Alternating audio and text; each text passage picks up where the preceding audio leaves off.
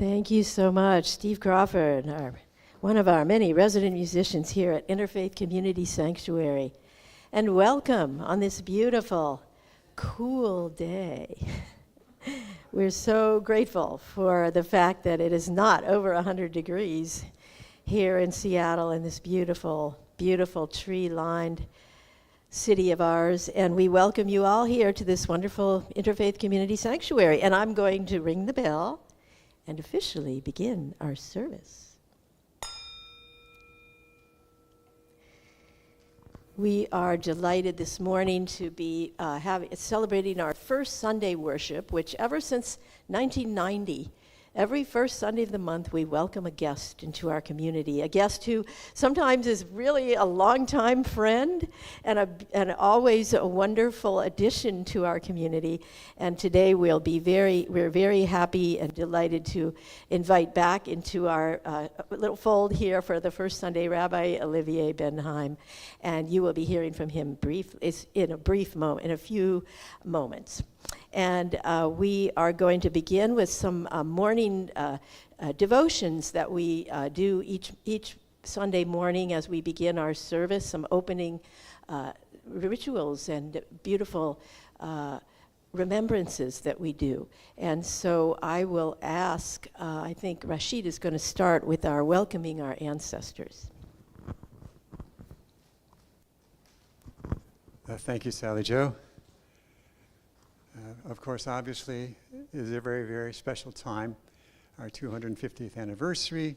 We come to the time when we think about, we ponder, we remember our ancestors. And of course, much has been said already about those ancestors who are well thought of, well spoken, well historied. And yet, I also want to remember and reach out to those who maybe have been forgotten over time, but still made such a deep impression upon their descendants, who later made a deeper impression upon those descendants who led to us. And so, welcome. I say welcome to our ancestors. We invite you in to enjoy our celebration with us today. Allow us, dear ancestors, to show our gratitude for everything, all your gifts, all your kindness. You showed us what can be accomplished through hard work and dedication. We look forward to all the continuing gifts that you provided us. We are a continuation of you. You reside in us. And that connection is very, very important.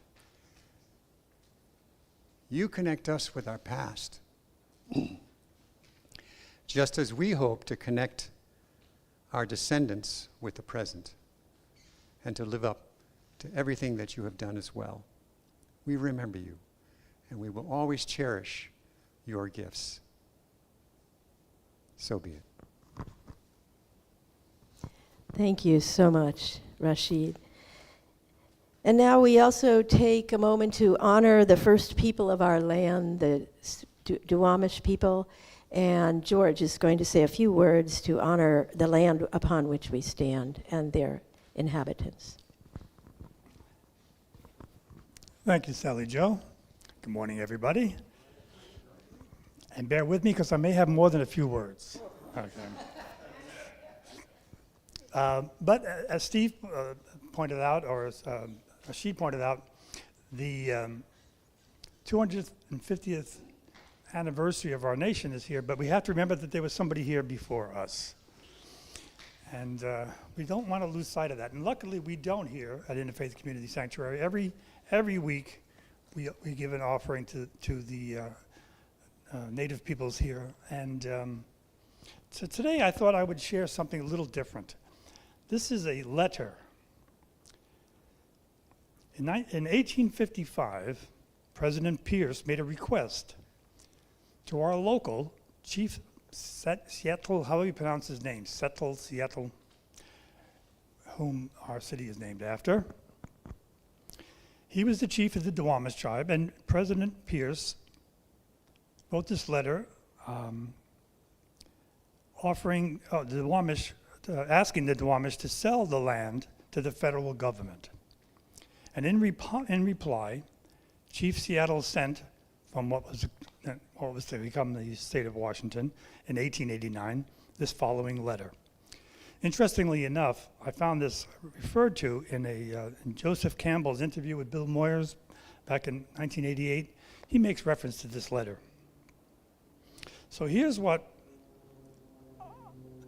our Chief Seattle, who our city is named after, had to say in response to Franklin Pierce. The president in Washington sends word that he wishes to buy our land. But how can you buy or sell the sky, the land? The idea is strange to us. Every part of this earth is sacred to my people. Every shining pine needle, every sandy shore, every mist in the dark woods, every meadow are all holy in the memory and experience of my people. We're part of the earth, and it's part of us. The perfumed flowers are our sisters. The bear, the deer, the great eagle, these are our brothers. Each ghostly reflection in the clear waters of the lakes tells of the events and memories in the life of my people. The water's murmur is the voice of my father's father. The rivers are our brothers. They carry our canoes and feed our children. If we sell you our land, remember that the air is precious to us too, that the air shares its spirit with all the life it supports.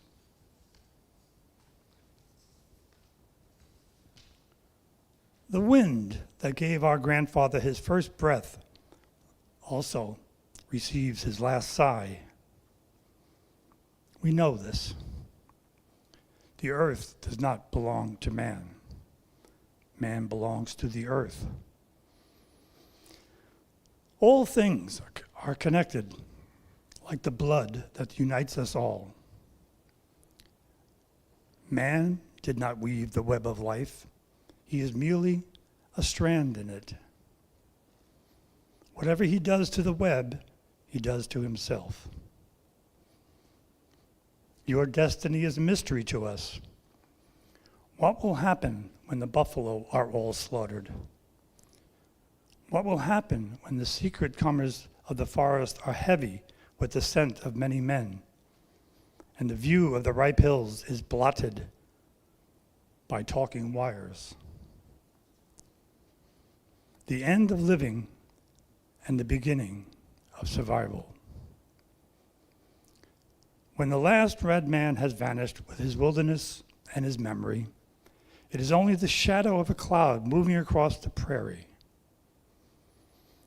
Will these shores and forests still be here? Will there be any spirit of my people left? We love this earth as a newborn loves its mother's heartbeat. So, if we sell you our land, love it as we have loved it. Care for it as we have cared for it. Hold it in your mind, the memory of the land as it was when you received it. Preserve the land for all the children and love it as God loves us all. One thing we know, there is only one God. No man, be he red man or white man, can be apart. We are brothers, after all. Thank you.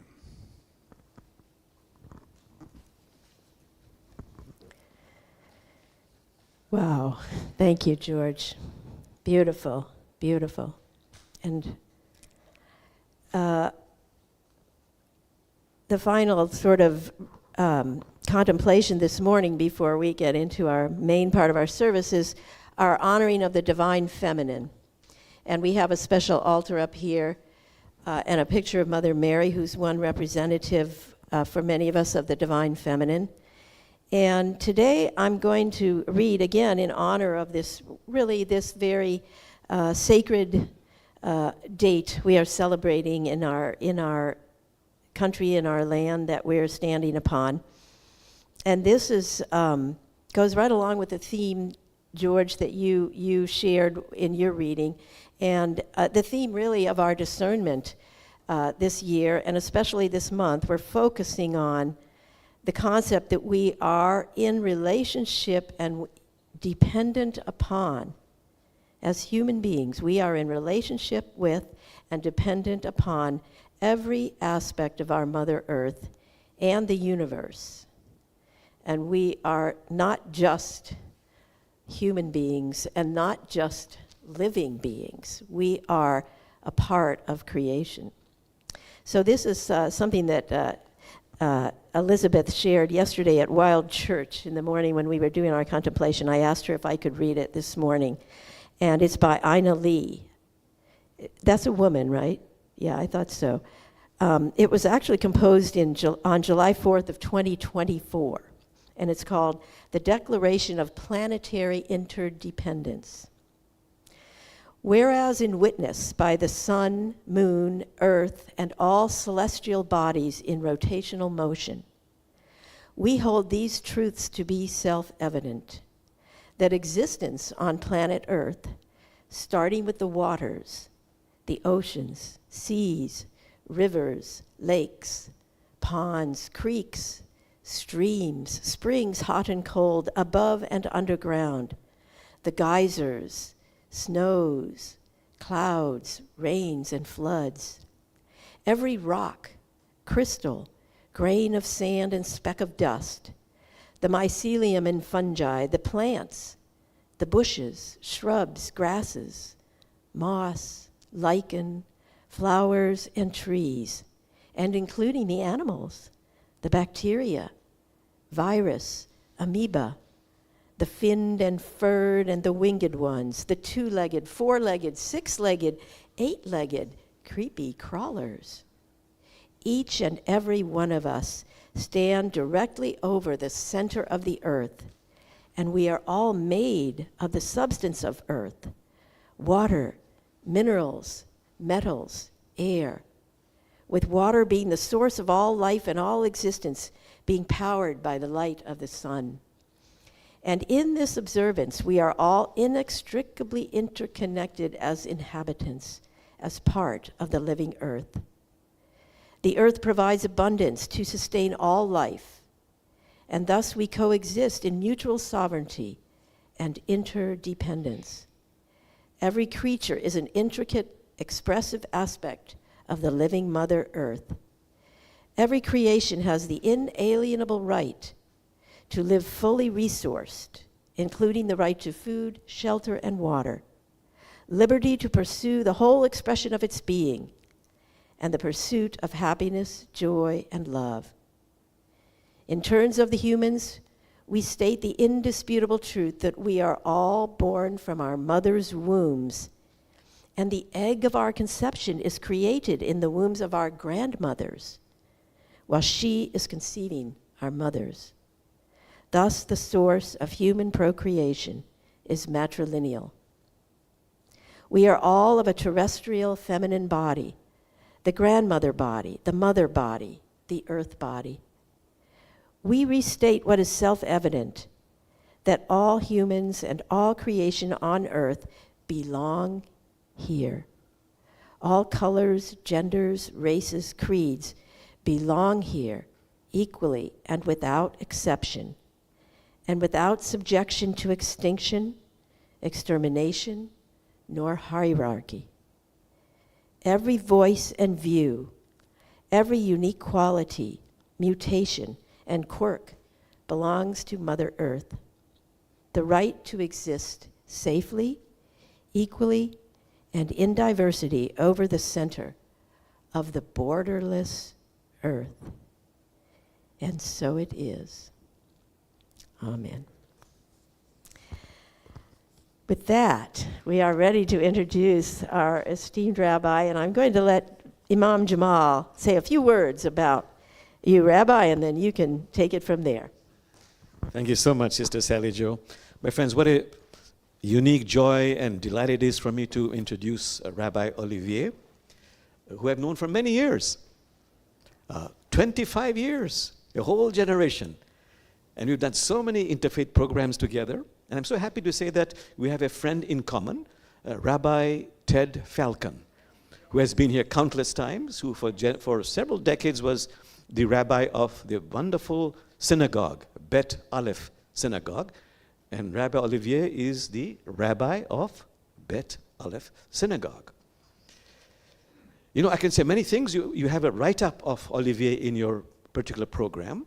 I just want to end by saying, and I say this with sincerity, I've at least, you know, because of my ministry, long time I've been in ministry, I meet many Christian pastors.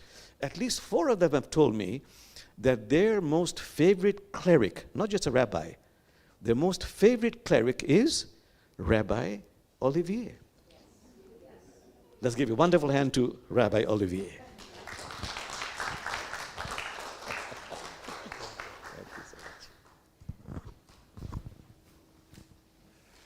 Good morning, everybody. It's so good to be back with you. I'm just been very touched by all that was shared in bringing us into this sacred place and this sacred time that we get to share with each other. And I was looking that this month, according to your program, is the month of the energy of the meditator. So I hope that what I am about to share will fit right with everything that has been said so far and with the energies of your July.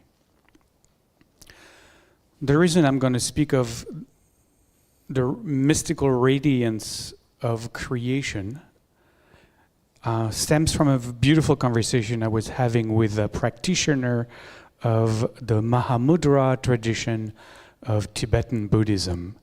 And we were having this gorgeous conversation about seeing in deep meditative state, and the month of the meditator that you are celebrating this month, in deep meditative states, to see beneath the veil of the material the radiance of presence. And following this conversation, my mind was continuing to unpack this and trying to see it through the Jewish tradition, and I decided to jot some notes, and these notes became what I'm going to share with you today. I don't know if it's any good. You'll tell me at the end. I am, like everybody, a work in progress. The word radiance in our tradition immediately connects us, at least connects me, as an explorer of the Kabbalah and the mystical Jewish path, connects me to the most groundbreaking Kabbalistic work, which is a multi-volume masterpiece of mystical genius, I would say, that is the esoteric commentary on the Torah, on the 5 books of Moses, that you know as the Pentateuch, the Jewish Bible, that we also know as the 5 books of Moses. It has so many names. And this esoteric commentary on the 5 books of Moses is called literally the Book of Radiance. In Hebrew, Sefer HaZohar. It's a book that was written. It's not really a book. It's several tractates of Kabbalistic commentaries on Genesis, Exodus, and all the books of the Jewish Bible. It was written by Rabbi Moses de Leon. Those of you who have been to Spain know that Leon is a little village just outside of Barcelona, and this rabbi had a community there, and he was a Kabbalist, a little bit like me, but much better and in much more depth. And he taught in Leon, in Spain, in the 12th century, and that's where he and his followers compiled this incredible masterpiece of Kabbalah. It's not a book you can read, It's something you have to study. You have to be in a group and you really have to unpack it. This magnum opus, in the decades that followed its publication, became the source of what is known today as modern Kabbalah, even though it's almost 1,000 years old. It inspired countless Jewish mystical schools that followed since. This book of radiance, the Zohar, is at the core of what emerges in the 16th century, so 400 years later, in a little village in Israel called Tzfat, Safed, which still to this day is in the hills above the Sea of Galilee in northern Israel. This little village becomes the center of the greatest, I would say, explosion of Kabbalistic thought, Kabbalistic teaching, Kabbalistic writing that had at its center the Zohar.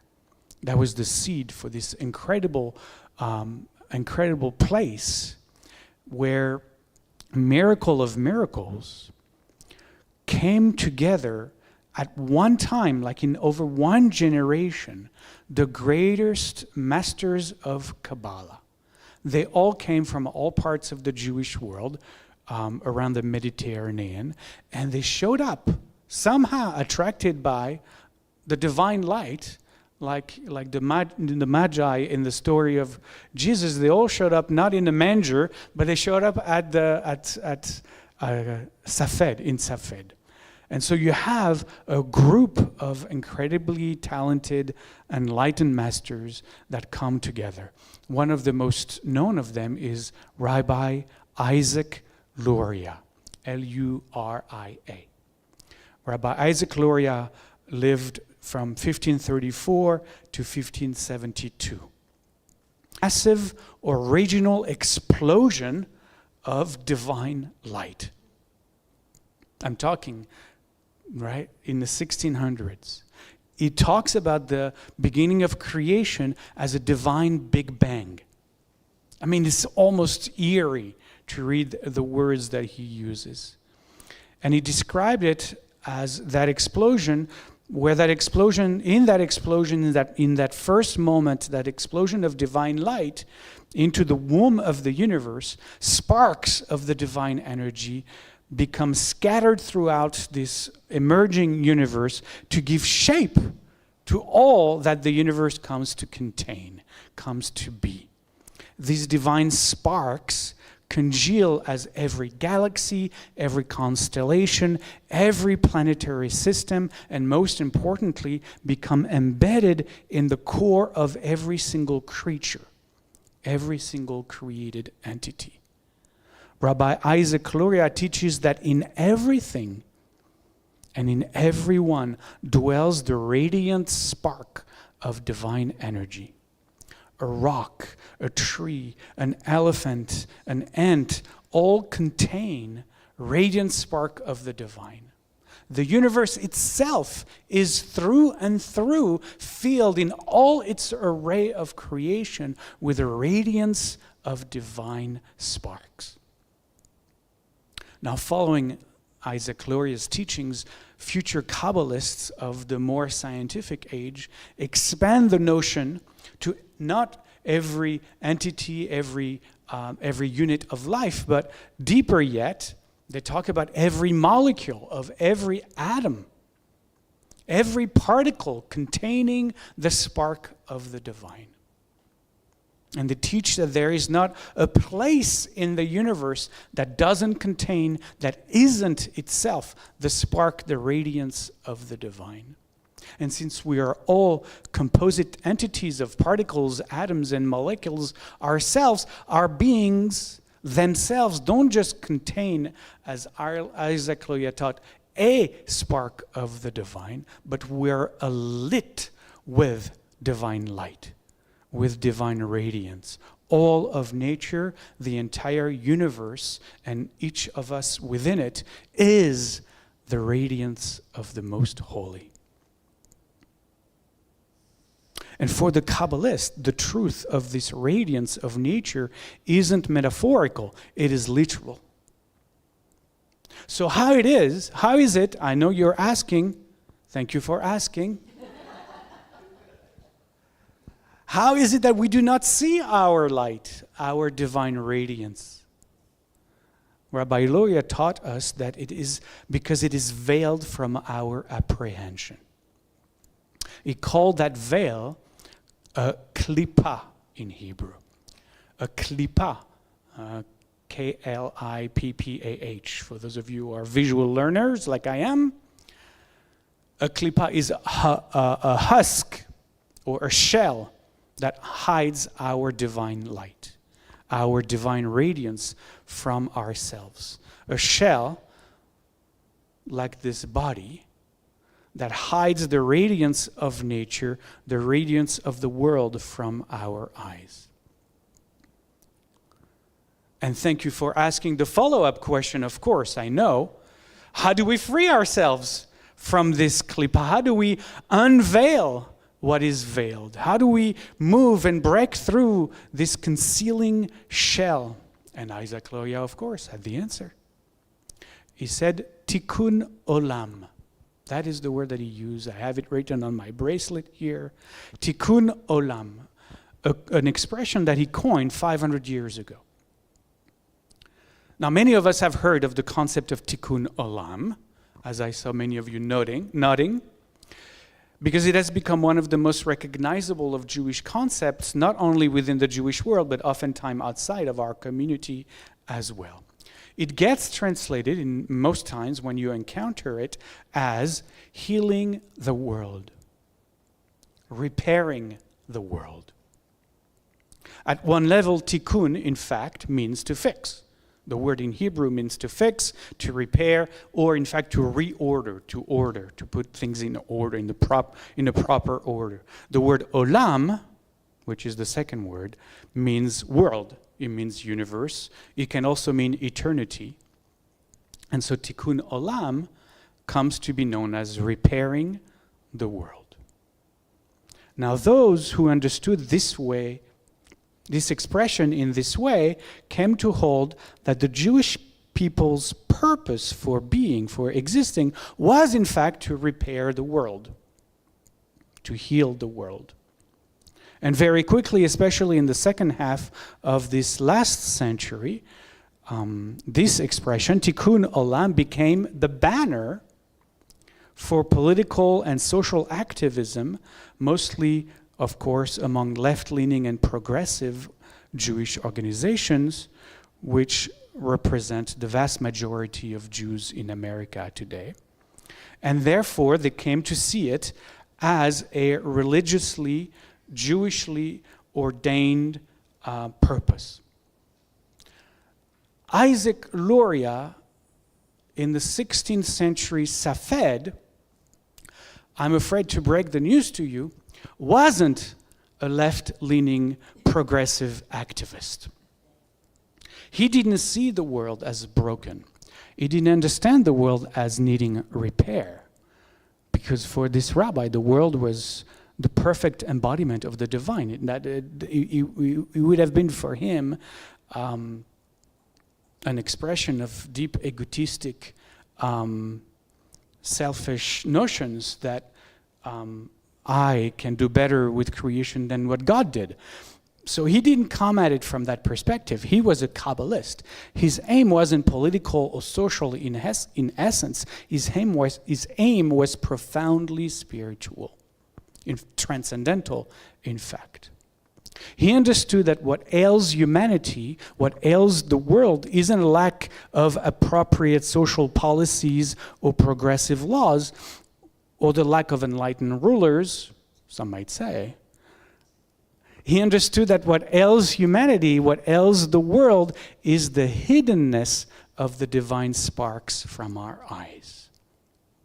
He taught that our inability to see the divine, radiant nature of each human being, of each aspect of creation, creates a false world of alienation and separateness from each other and from nature itself. We fail to recognize the divine spark in each other and in everything. And this inability, this failure, creates the profound disorder, the profound dis-ease that causes hatred, war, nature plundering, you name it. Because we fail to see the sacred in each other, the holy in each other. And so Tikkun Olam for Rabbi Isaac Loya didn't mean repairing the world in the way we understand it in the 21st century, because the world, like I said, wasn't broken. He coined the expression to mean the ordering of the world from its disordered spiritual state. He called for the re-enchantment of the world. Right? Because this world has become disenchanted. We have removed from our consciousness the ability to see the miracle, the enchantment of the world. To fix our consciousness that desacralizes the world, that renders the world ordinary and prosaic.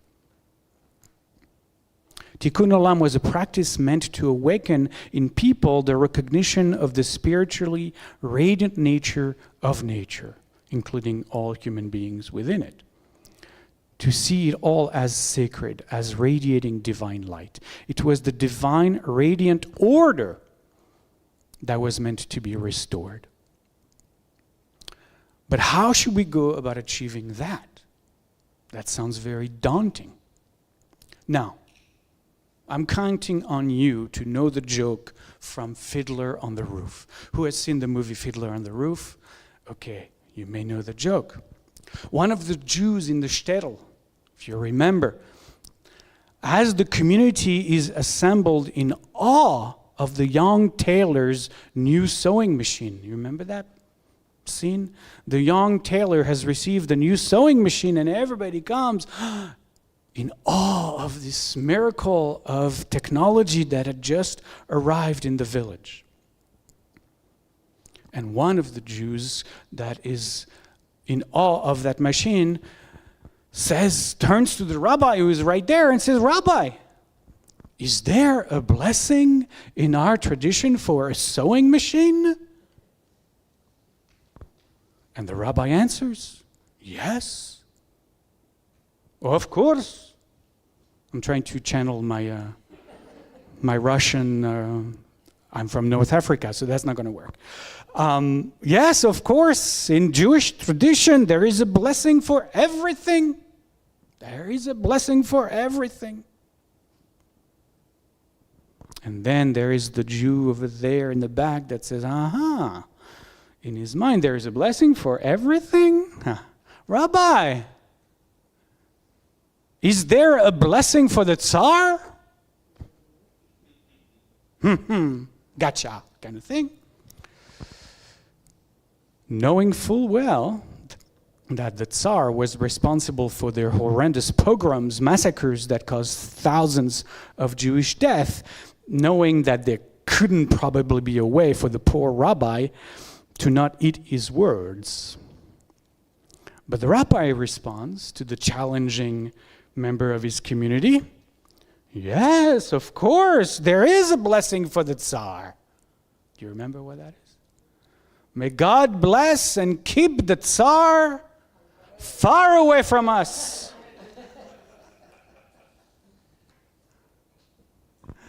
But the answer, there is a blessing for everything, is Isaac Loria's answer. Now, what is a blessing? To say a blessing is to recognize God's presence, that the blessing is meant to evoke in us. We say, blessed are the peacemakers. When we say, blessed are the peacemaker, we recognize that the peacemakers are themselves infused with God's presence. It is the recognition that of the divine sparks, as Rabbi Isaac Loya would say, the divine spark shining brightly within them, those peacemakers. A blessing that all of us are very familiar with is Namaste. Namaste. The divine in me recognizes and acknowledges the divine in you, right? In Jewish tradition, there is a requirement, an injunction, that each of us is supposed to say 100 blessings every day. 100 blessings every day. Of course, this has been codified, as the rabbis love to do, in a series of prayers and the number of times that you say a specific formula, that is the formula to bless. And so if you pray 3 times a day, plus you say the blessing over meal, plus you say, you should arrive at 100 every day. That's the letter of the law. But though I am okay with the letter of the law, I love the spirit of the law better. Like, imagine if I were to tell you from this day forward that you're supposed to find in every day of your life 100 opportunities to bless. What if you started every day looking for 100 opportunities to bless? How would that change your life? How would that not reorient the way you live moment to moment? How would you not be looking for things to bless? How would you not become, in awe of a flower, of a tree, of a newborn baby? Like you would bless every moment. You probably would go beyond 100, I would hope. But that's what the rabbis were actually, the injunction was about. How do you reorient yourself to actually see every moment of your life, every encounter with every being, with everything, with every breath as a blessing? I love that injunction in Jewish tradition. Because this process, this blessing, there is a blessing for everything, is in fact how we come to more and more, as we practice, recognize the divine light within each other, within everything. Living a life where there is a blessing for everything is living a life being constantly reminded of the radiant divine nature of everything, of everyone, of every moment. It is, in fact, redeeming the divine sparks from their hiddenness. Unveiling reality, removing the klippah from our eyes, the husks from our eyes, to see the sacred divine radiance in every moment. I'm going to share a story with you from my childhood. I grew up in Lyon, in France, which is the second biggest city in France, in the center of France. And as a youth, I was part of my synagogue, of course. In France, we at the time when I was a little kid, there was just really one denomination of Jewish practice, which was more the conservadox. And I was part of my synagogue, and as part of that, I was part of the youth movement that was there. We had weekend gatherings, so there was a rabbi in my congregation that was the rabbi of the kids, for the kids programs. And obviously, when you have kids programs, at some point you have to have some food on Sunday afternoon, if not. And that I remember clearly that Sunday afternoon we had they brought in some apples. And so we all here in the yard, and we're grabbing apples from the baskets. And the rabbi, what? Before anybody eats, we have to say the blessing before eating the apple. So we were little kids, very hungry. Okay. We said the blessing, but after that, before eating my apple, I go to the rabbi and I say, Rabbi, why do we say a blessing for the apple? Because I was annoyed. I wanted to eat my apple. I was 6. And he told me this. He said, look, again, this is a story for a little kid. So we say the blessing before we eat the apple because the apple doesn't have a mouth. See, in the moment that you are about to bite and eat that apple, you close the circle of that apple's life. What this apple was created, God created this apple so that you could be nourished by it. So when you eat that apple, you fulfill its life. You complete the circle of its life. But the apple doesn't have a mouth. And it cannot thank the Creator for giving it its life and fulfilling its life by having you eat it and be nourished by it. So you're not doing the blessing for yourself. You're doing the blessing on behalf of the apple. You're saying thank you on behalf of the apple for having been created and for its life to have been completely fulfilled. And that's why we say the blessing before eating the apple.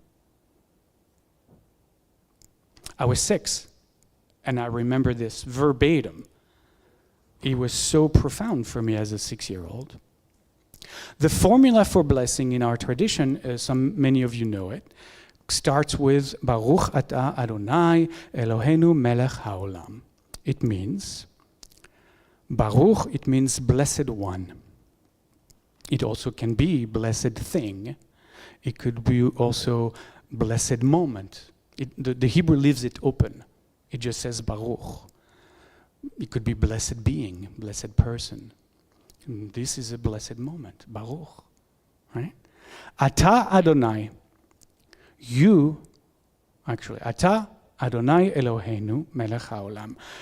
Blessed one, blessed thing, blessed moment, blessed person. You are the sacred divine light of presence, expressing as through and in all of creation, and expressing as this moment, this person, this event.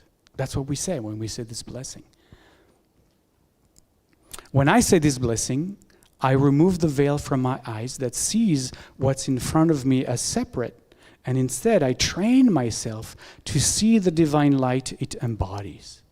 The light that is embodied in everything, in every place, in everyone, at all times. It's like the name of the movie, Everything, Everywhere, All at Once. And so I look out and I look at you and I say, Baruch, blessed ones. Atah Adonai Eloheinu. You are the sacred divine radiance of presence, capital P, expressing as, put your name, as the unique manifestation of the most holy. And then we say, Amen. Thank you.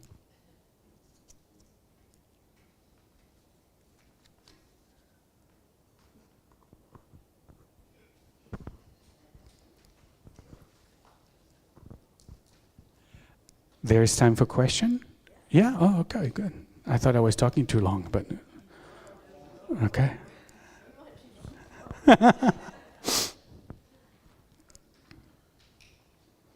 Yes. As you were talking, Rabbi, by the way, thank you so much. That was beautiful and so relevant to everything we are trying to understand here in this community. Oh, powerful, very powerful.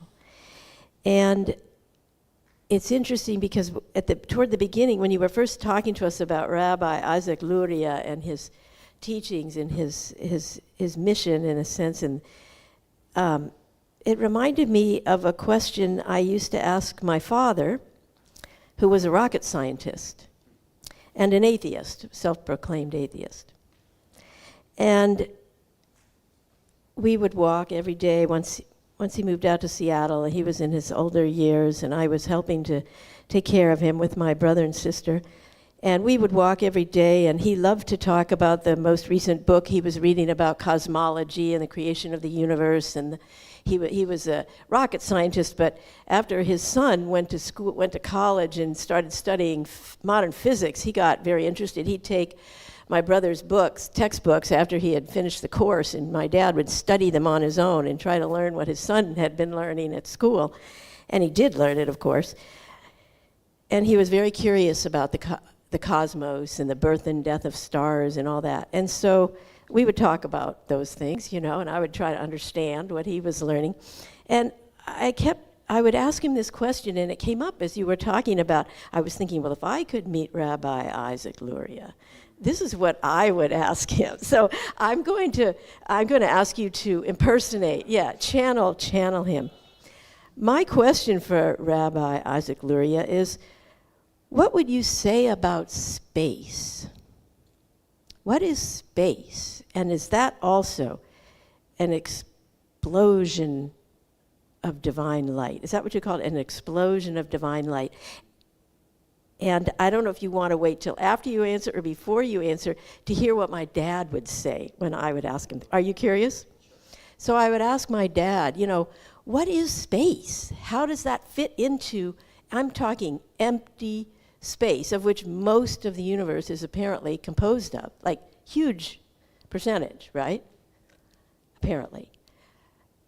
And he would say, he would walk a few steps and he would be quiet for a minute, 2, 3 minutes, and he'd say, well, Sally Joe, that's a question you're going to have to ask Jamal's God. Jamal's God. And I said, Dad, okay, but excuse me if I say, I have a feeling, he was over 90 at the time, you might be meeting Jamal's dad before I do. So will you be sure and ask Jamal's God that question for me? And he would laugh. So I'm going to ask Rabbi Luria that question through you, Rabbi. What about space? How does that fit in? Well, obviously, Rabbi Isaac Luria wouldn't have known of the emptiness that is at the core of all of us as well. All of us are mostly empty. Though we appear full, we are mostly empty.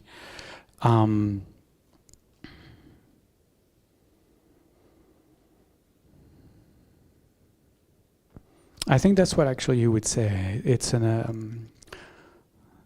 the emptiness of space is actually probably an optical illusion. You would probably understand that what we understand or call or name emptiness, actually, according to some things that I'm reading, there's a lot of things in that emptiness. I was reading about the possibility of traveling to Mars, and I don't remember his name. He's a very famous scientist. Said, well, we could never be there because there's so many particles along the way that even if we could reach the speeds that we need to reach in order to be there before we all die, or the people in the spaceship all die, we will be bumping into so many little particles that it would destroy the ship very quickly, even though we can't see them with in the eye, and space appears empty, but it is not. But I think what Isaac Luria would say is that, according to his teaching, like I said, he understood. So I'm going to expand a little bit on that. But the way he understood manifestation, creation, was that before anything was, the only thing that was that which always is. But that which always is, that is before anything else is, cannot know it is. In order for that which always is to know that it is, it needs to illusorily create another, something that appears to not be that which is everything. Again, we're going into the very esoteric, mystical things now. So, in order to know itself, that which is created within itself, although all of these words make no sense, when you are everything and you are the infinite, there is no place that is. Anyway, when I try to talk about that and I do a slideshow, I said the next slide, I tell people, the next slide, there's the introduction with the title, and then I move through the slides, and I said the next slide is going to be the slide that's going to show you what God looks like before everything became. Everybody's like, oh my God. Wow. This rabbi is amazing. That's what I think they're thinking. Because I have an ego, so I have to make sure. And then I switch to the next slide, and it's a blank slide. It's a completely blank slide. And that's how I explain what Isaac Luria. And because Isaac Luria says, within God's self, within that blank space, within the infinite of nothingness, God contracted God's self and created within itself, within its infinite nothingness, created a womb. Kabbalah is very, in a lot of ways, very sexually. There's a lot of divine masculine and feminine and all of that. But God became pregnant, right? God created within God's self a womb, and inside that womb is where the Big Bang happens. And the womb expands as the energy of the divine masculine, right? So it's also, you can think of it very in sexual terms, but the Big Bang, the energy of the sexual masculine, now comes to expand inside the womb, and within that womb that God created within God's self, the universe is. So what is long walk to the answer to your question, trying to channel Isaac Luria, is that what appears to us to be empty is actually the background, is the womb. And then everything that appears to us to be actual manifest is the sparks, is the energy. The energy, not the sparks. In Hebrew, it's called or, which is light. But in our days, we might say energy, right? Yeah.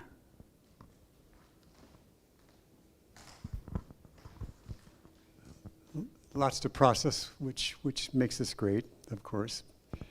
Okay, I'm very curious, obviously, and I have to go back to this difference of perspective where one is looking outward, one is looking inward. But I just keep thinking that they can be reconciled to be really almost talking about the same thing. What the second person said resonated with me in terms of looking withinward, but I want to make sure I understand what the first person was saying, because I wonder if it isn't just the same thing, just looked at it from a different way. Well, if you're trying to heal the world, what is the world? Define what that actually is. If you're trying to heal the world, is it the world the way you see it? Well, then that relates back to how you see it and what you see and how you process and what you are. And so really it's still related to what's inside. As far as the Kabbalah is concerned, this dichotomies of inside and outside dissolves. So the inner healing and the inner recognition of your own, divine being, that you are a being of light, and the shape of you is the husk, is the klipa, is the veil. But within you are through and through divine fire, divine light. But it is, in Kabbalah, they have this notion that in fact, if you are able to see reality as it is, then you start to realize that the veil is what reveals the hidden. Yes. And that's the project of Jewish spiritual practice. It's very this worldly, in fact, compared to transcendent and otherworldly attempts. Judaism and Kabbalah in Kabbalah specifically want us to see the sacred, the holy, the divine radiance in the world, in ourselves. And through that to touch the transcendent and the transpersonal. Yes.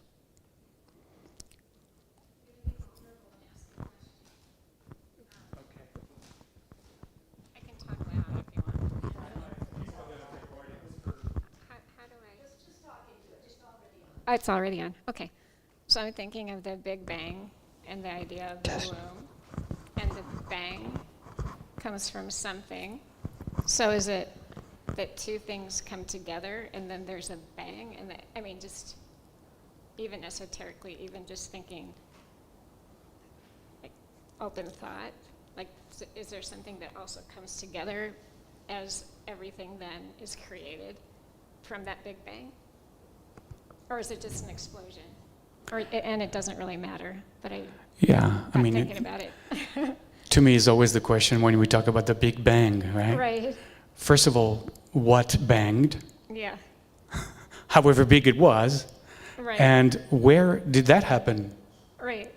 And what happened before? It's a shift. The fraction of a second before the Big Banged. We don't know. Yeah. Right. It's like asking, oh, there is the universe, right? But where is the universe? And people say, oh, the universe is expanding. Is expanding into what? Mm-hmm. Right? Yeah. Yes. So does that not answer your question exactly? Perfectly. Yeah. That doesn't You're answer it welcome. perfectly. Thank you.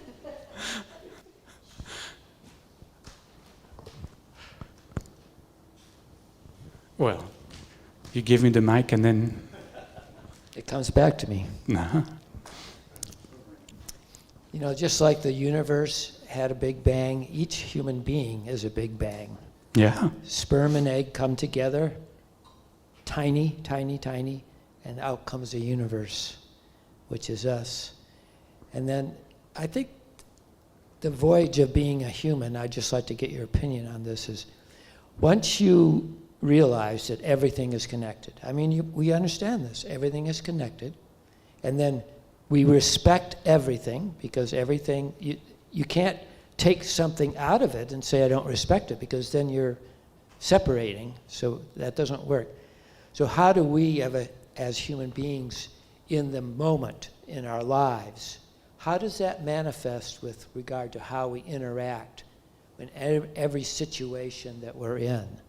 I mean, I know how I do it, but I would like to hear what your experiences of it are. Is there a guideline for that, just in general?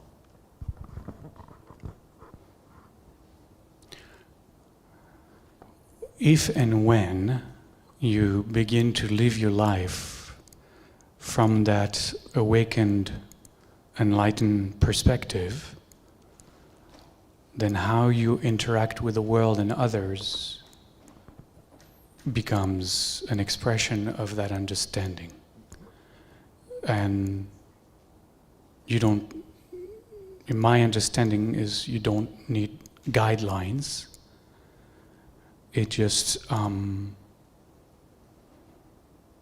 when the ego drops and you recognize no self, then there is no need for rules. The rules and these are all to try to better the ego, but since that's an illusion, in the moment of self-awareness and self-realization, then all that the ego needed to get there, which is where it already was, there is no need for that anymore. So We live in the moment of the understanding that we're all connected. So it's spontaneous. I find for myself that it's spontaneous. yeah, it is spontaneous, but also the sentence "we are all connected" assumes separateness.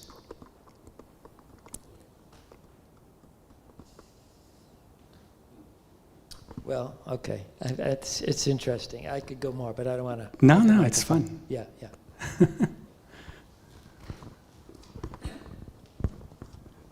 Yeah, listening to Steve and listening to you,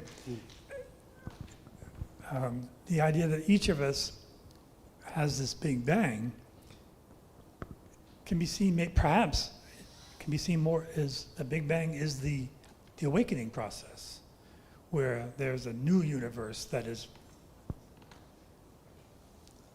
perceived. It's not perceived, experienced or whatever it is, but realized in a different way. And then from that point on,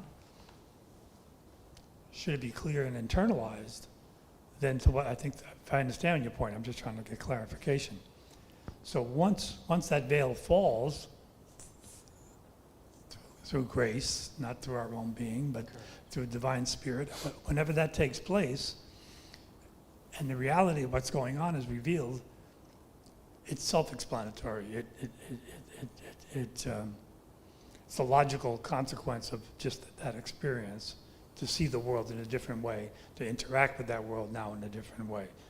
Is that kind of what you're saying? Yeah, I think so, yeah. I wouldn't qualify, again, the removing of the veil, the dissolving of the veil of separateness, I don't think is ever experienced as a big bang. It's really more like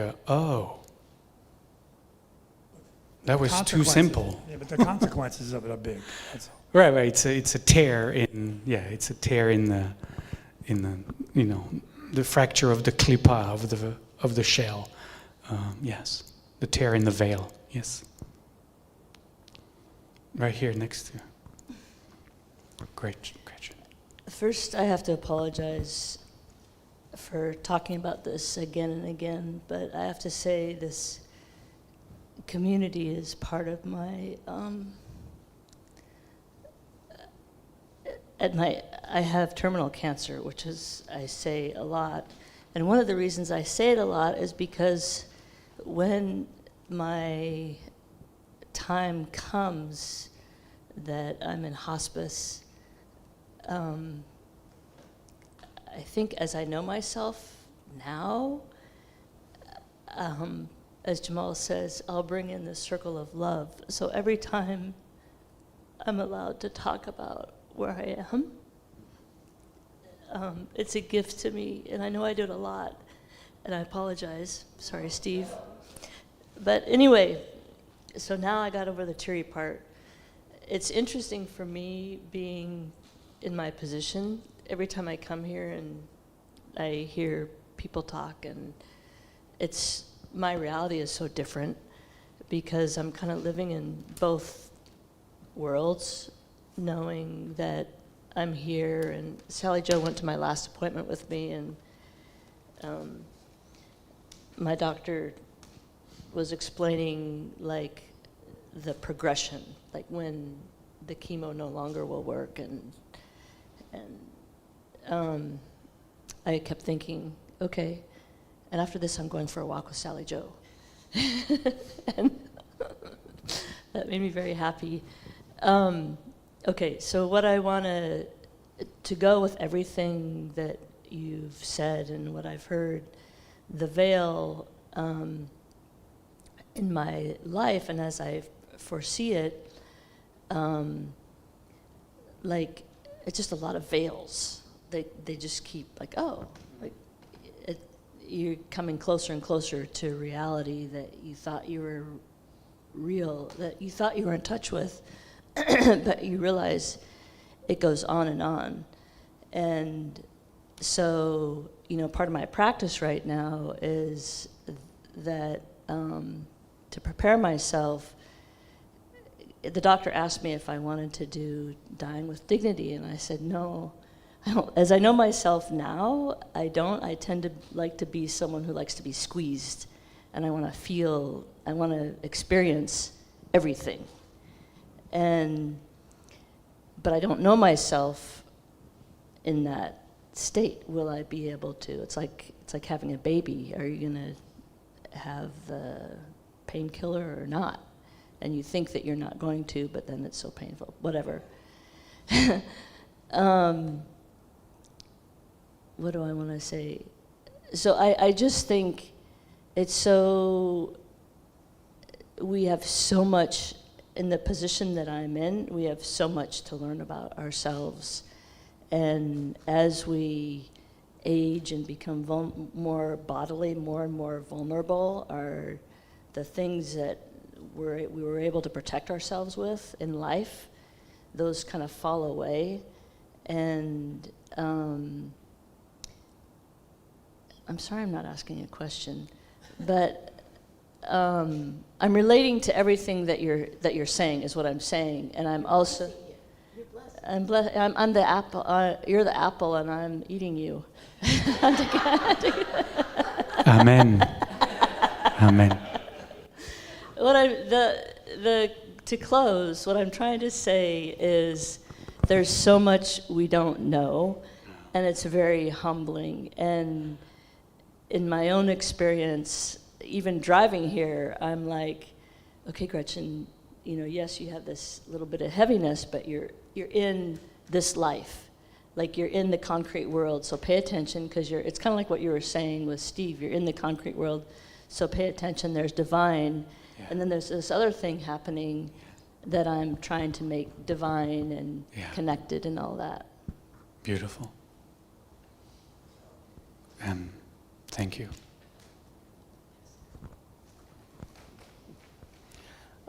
As I hear you speak, Gretchen, and others, to me, when I hear talk about like having an inner big bang, what I resonate more with is not that I have the potential of having a big bang, but I'm undergoing an ongoing evolutionary process. And that's what, I like your image, Gretchen, of the removal of several layers of veils. It's like each removal of a veil is part of my evolutionary process in terms of awakening to that divine spark within and resonating with that divine spark in others. And what do you think of rephrasing it as an evolutionary process? Because I haven't heard that word brought up yet. Yeah, I think that would be very appropriate. One of my favorite teachers, Ken Wilber, talks about the evolution of consciousness. That is his main theory, which is gorgeous. And he talks about the evolution of consciousness being a way where your ego becomes actually bigger and bigger and bigger. But the way he describes it is that it starts very egocentric. So ego is a modality of identification. So you start very egocentric, and then as you evolve, you become like family-centric, meaning your identity, who you are, is not just as a 2-year-old, the terrible two. That's the egocentric. Some of us who live in white houses, keep that narcissistic 2-year-old persona. I don't know if you know who I'm referring to, but beyond that, I have no idea. You have no idea. You become family-centric, so your identity is not just me, but me and my family. Then you become tribal-centric, maybe me and my tribe, me and my clan, right? And then you become nation-centric, I am an American, right? And then you grow even bigger. Your ego becomes bigger and includes more and more, right? And there's a stage where you become one with the humanity, right? Your identification is, no longer just with your tribe, though you don't erase that. It's like concentric circle, it's still part of you, but you have outgrown it to the next concentric circle and the next. So he says, in fact, the process of ego evolution is transcend while include, right? Your ego becomes bigger and bigger and bigger because it includes more and more. So you become world-centric, and then he says you become cosmic-centric. I am one with the universe. My identity is, which is what Isaac Loya was trying to tell us. Your identity is you're one with the entire universe, right? Your spark is the same spark that inhabits everything, everyone, everywhere, all throughout the cosmos. So you become cosmocentric. Instead of egocentric, where you start, you become cosmocentric, right? And he said, but there's the next layer, right? When your ego becomes so big that it no longer is there. Mm-hmm. Because now you are the cosmos. It's not like you are one with the cosmos. Again, careful, with the sentences, right? We are one with everything, but that's still a dualism. You are the cosmos. And then their ego falls away. So you can do it this way, you can do it on the cushion meditating, right? But you can develop your ego until it dissolves, or you can dissolve your ego meditating on the cushion. There's different ways. Mm-hmm. Thank you. Yes. I love all the questions. Hello. Hi. So I've been a big fan of yours for a while now, and I perceive you as being like an enlightened person, right? Oh. No. So let's just say that that's the case, given that that's the case, as an enlightened person, do you perceive yourself as being separate, as still having like an individual I that's separate from everything else? Or do you perceive yourself as, just speak as if you were an enlightened person? I don't know, but I don't think any enlightened person would go and say, I'm an enlightened person. That sounds so egotistic. Right. For someone who has, supposedly no ego. I think this is one of it's a very common question. Can an enlightened person drive a car? Are they able to pay their bills? Can they go to the grocery shopping? Yes. Would you, your individual I, still perceive itself as being separate?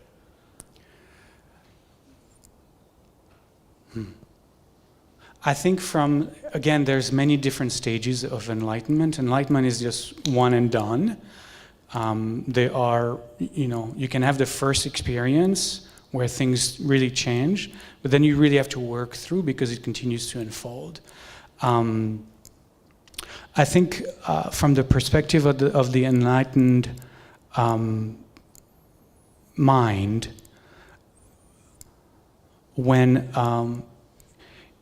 so ego is a very useful tool. Ego literally is a tool that really helps you, in fact, drive on the right side of the road, follow the rules, do the things you need to do in order for this body to survive and thrive. The ego is actually your taskmaster, right? The ego is the control tower that orients, like, do this, do that, do not cross the road right now because the cars have the green light. The ego is extremely useful. If you think about it this way, the problem with the ego is when it takes over. Mm-hmm. When ego takes over and you identify with the taskmaster, the taskmaster has to defend its territory, the taskmaster has enemies, all the things that the taskmaster doesn't like becomes problematic. But the ego is just the taskmaster. It's what's running the program, right? I don't know, trying to use different metaphors. You wouldn't get mad at what is the name for that which runs the program on your computer? Right. Yeah, you wouldn't get mad at your iOS. It's just doing what it's doing, right? But would there be an identification with it at all? No, there wouldn't be an identification, but you would be able to see it as it does whatever it does, as it reacts however it reacts, because all of these are part of the program.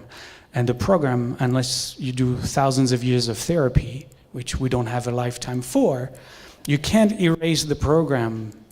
We've been programmed before we came out of the womb. So with no identification with it, would your individual I still perceive itself as being separate? You would just see it as a thing. You'll see it as an object, as just, the breath is arising, the sensations of the body are arising, the taskmaster is arising. It's just a thought. But there is a thought. You cannot not think. So you would no longer perceive yourself as being a separate I? You would no longer be identified with the thoughts that tell you a story about you as a separate I. Right. So that the identification would fall away, but there would still But be it's still there. a sense of being a separate I. No, I mean, Just no identification with it. right, you would see the program running. Have you seen the movie The Matrix? Yeah. You would see the ones and the zeros. Because like, would you ever not would you ever stop not looking out of these two eyes? Like, wouldn't you always be looking out of these two eyes? Yeah, no, exactly. Your life what I'm continues. saying? Like, Again, it's like I mean- people who are enlightened don't live out of their bodies. You know, they're. I mean, look at Maharshi. Look at all the enlightened. Ramana Maharshi looked out of his two eyes. Yes, and So did Nisargadatta Maharaj, but like he was it's like- very, very thin. I don't know how much food he ate, but he ate some food. You know, you still have, you know, yes, of course. But so didn't they still experiencing themselves as looking out of their two eyes? They do. They experience suffering. They Even though there's no experience pain. identification with the body or their particular ego? Right, they just know they just know the way it's hard to talk about things that the separate sense. No, it's because understand that you're asking those questions from a very specific, unique point of view. And we don't have understanding of what it looks like on the other side of the fence when we try to explain what's on the other side of the fence without seeing it. We don't have access. So I know you're banging your head against the fence. You're trying to figure out how does it, you know, and you're making, you know, you're trying to imagine what it looks like on the other side of the fence. But that's not going to work until you're on the other side of the fence. And now you go, oh, I couldn't see that from the other side. Now I know. But you're trying to use concepts and understandings and notions on this side of the fence, where on the other side of the fence, those concept, notions, and understanding don't compute. So like basically the mind is The what? So basically the mind, trying to use the mind to Yeah. yeah. The mind wants to understand. The enlightened mind wants to just be beyond concepts, ideas, notions, and Makes sense, yeah. yeah. Thank you. Yeah, thank you. Just goes to show it's a deep topic and not one we can. July is the month of the meditator. I saw it on your program. So Well, we're going to take a few minutes to meditate to some music wonderful. and by Steve, and then we'll go on to finish up our service with a few odds and ends. Thank you so much. Thank you to everybody for participating, and to Rabbi for inspiring us to participate.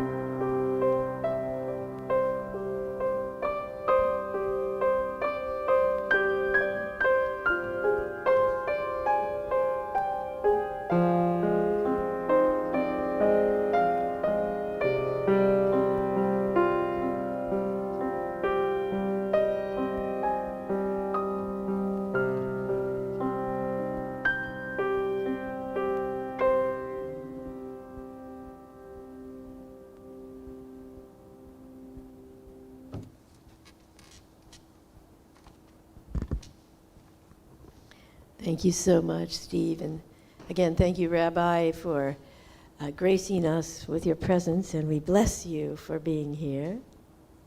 And we will have some time after the service to visit a little bit. If rabbis can hang around a little bit, there'll be a chance to do that.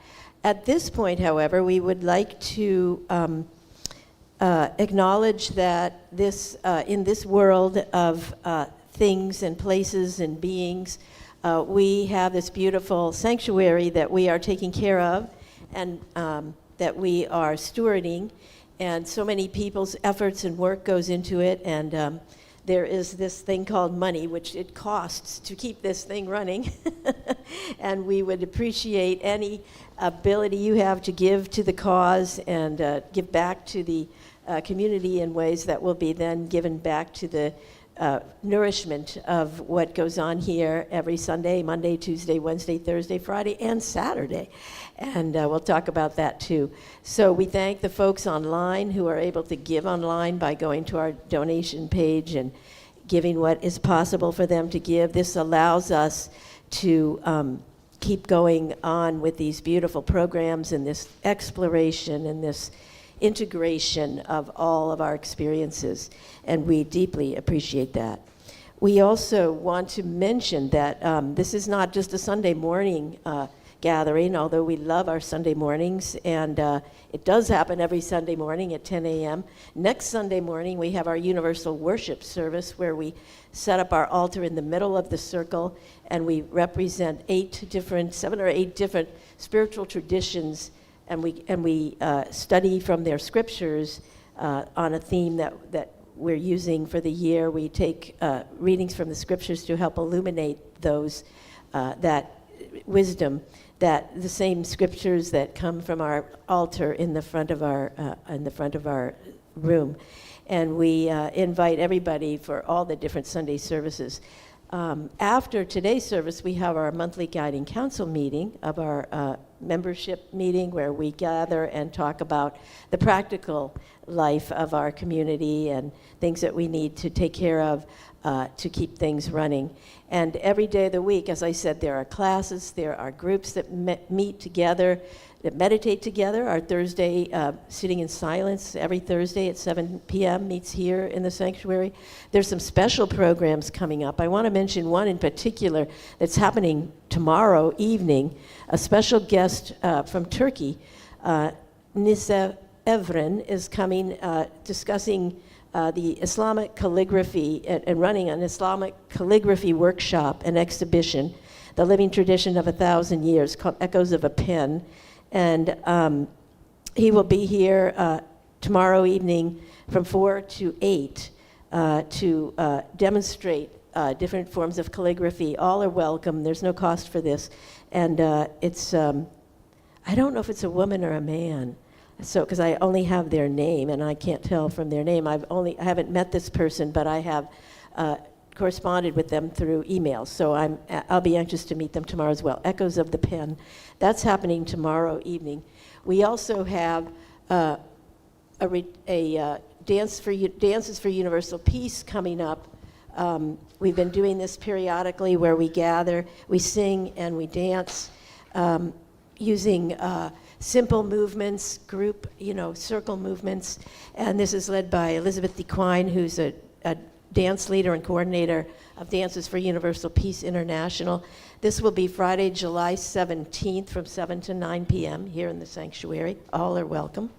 And then off campus, we have something happening up on Whidbey Island on August 8th.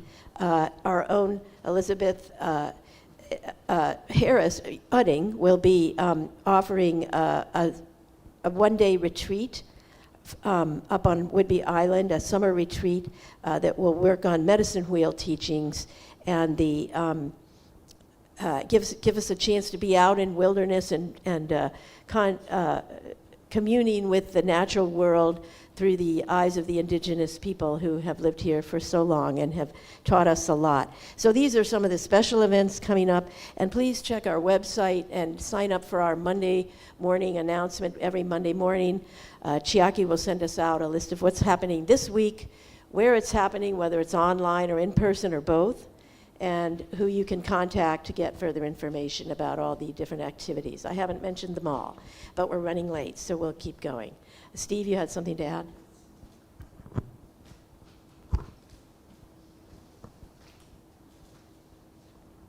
Brenda Neth, our concert flautist, asked me to share an event that is being partially sponsored by the Heartfulness Institute that she's involved with, although there's several other groups also. This is called HeartFest 2026, Move, Breathe, Meditate, and Reconnect. And it's a one-day wellness festival for the body, mind, and soul. Join us for yoga, breath work, meditation, sound healing, Pilates, and heart-centered conversations. It's free of cost, being held on Saturday, July 18th, from 8 a.m. to 4 p.m. in Woodinville. And I'll have flyers over here in the flyer section if you're interested. And everyone is definitely welcome. And I'll also place this information, I'll send out an email on her behalf so that everyone can get the information as well. Thank you. Thank you, Steve. At this point, we will close our service to the public and to our wonderful friends out there. And thank you, Chris, for making it possible for us to broadcast. We will officially